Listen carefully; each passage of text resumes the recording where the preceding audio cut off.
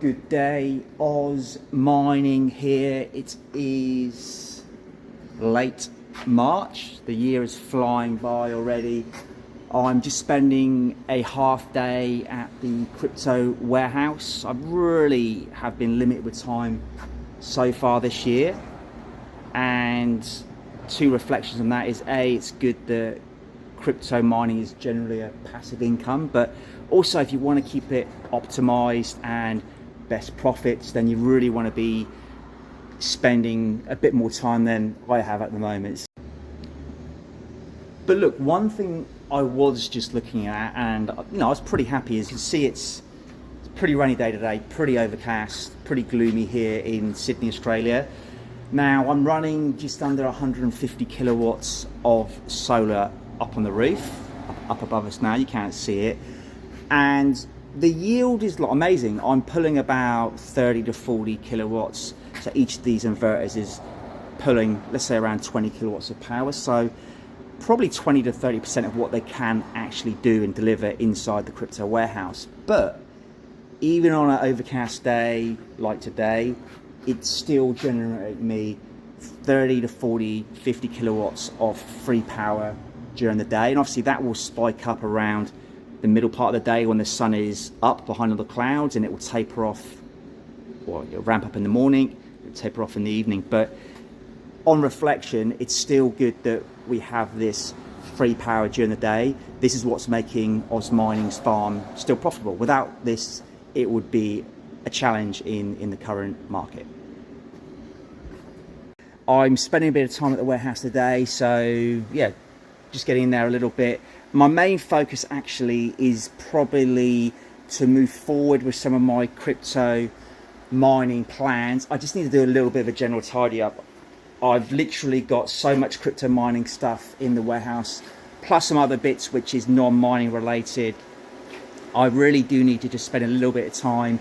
It's kind of been a bit of a setup, the crypto mining, dump a lot of stuff here, and I just need to have a big clean out now.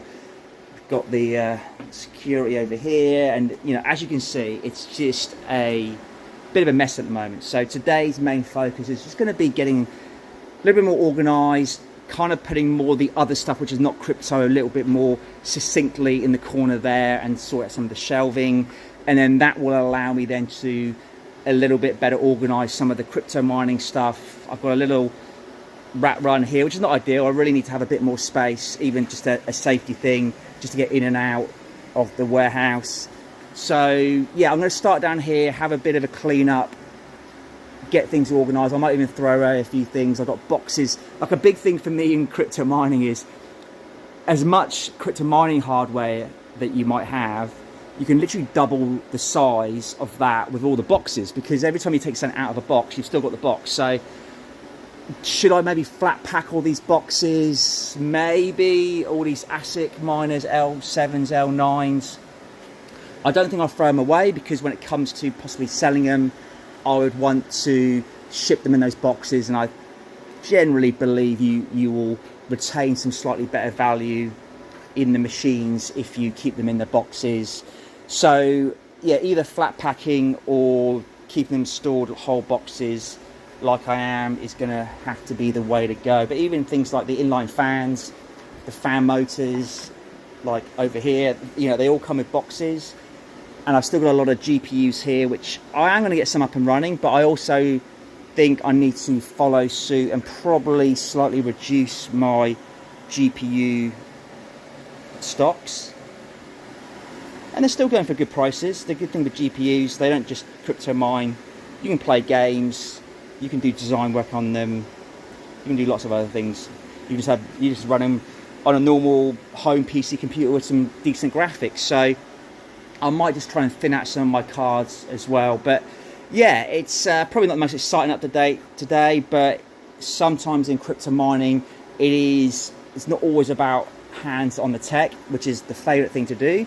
It is just working other things around that.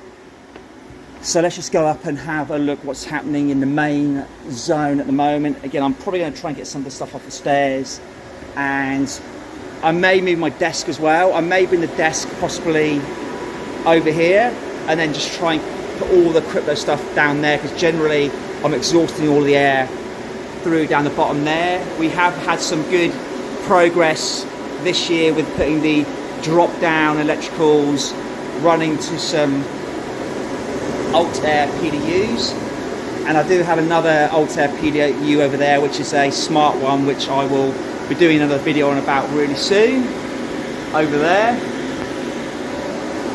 But yeah, just trying to tidy up some of this as well. I don't need a ladder up here all the time. We've got boxes here from shelves and PDUs. So yeah, just get a little bit more organized. I think that's going to be the key to then moving ahead with building out the rest of the farm up here, which is my plan is in the, let's say by the end of April, to have 18 full-size ASICs running here.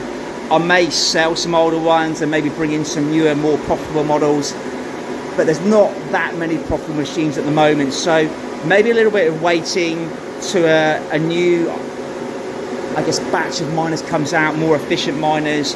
I see today that the ALPH DG2 I think is out, which I've heard is more profitable than the L9, so that might be worth waiting for that before I pop. And maybe, because if I was going to buy a miner right now, I'd probably get more L9s, and they're trending about 8,000 to 9,000 US dollars, probably come down from a high of about 13,000 to 14,000 US dollars. But I still don't think, looking at the ROI, they are actually that great bang for buck. You know, the manufacturers of ASICs and the resellers, they're all getting their money up front for the mining we need to do for the next 1 or 2 years. So they've got very low risk. Us miners, we take on all the risk because we need to then accrue enough yield to pay back these machines, and then at the end of it, hopefully make a profit. So I do think the manufacturers and the resellers, I hope will feel a bit more pressure to bring these down, because as crypto miners, we've got all this other infrastructure and costs that we need to factor in before we then buy and run an ASIC machine, you know. And there's maintenance, there may be failures, there may be repairs, there's all other things as well that is not always factored into the cost of ASIC miners. Like I said, the manufacturers and the resellers, they get all their money up front, they're happy, they got no risk. So yeah, but anyway, all good. We are in it for the long term, and we will keep pushing forward. We will keep optimizing the farm. We will press ahead, and probably a little bit of it's a funny sort of bearish bull run at the moment. Overall, if you look at the last 5 years, crypto's still up, particularly Bitcoin, but it feels like every time we hit a new high, when it comes down, we feel like we're in a bear market really quickly. But I feel at the moment we're in a little bit of a holding pattern. And a friend said to me the other day, he feels like Bitcoin is just like a loaded spring at the moment. Very wise guy called Mike Leake in the UK. And he's probably right, because there's a lot of downwards pressure on crypto at the moment, pushing it down. But all it takes is a few tweets from Elon Musk or a country bulking up their reserves of Bitcoin, then all of a sudden we'll probably see another, you know, spike in Bitcoin, $125,000, $150,000. So I feel aligned with that. Bitcoin does feel like a bit of a coiled spring. The other altcoins, meme coins, they're all going to do different things around Bitcoin, but ultimately Bitcoin will drive most of what the rest of the market does. So yeah, so we should see. But look, in the meantime, we can all, I guess, theorize on what might happen, but my short term, irrespective of a bull run or a bear run, is just to have a run at this mess down here and get this tidied up. And what I'll do, I'll come back on the next video, and yeah, you can rate my cleaning skills, and we'll see if we made any progress. Yeah, so thanks for watching.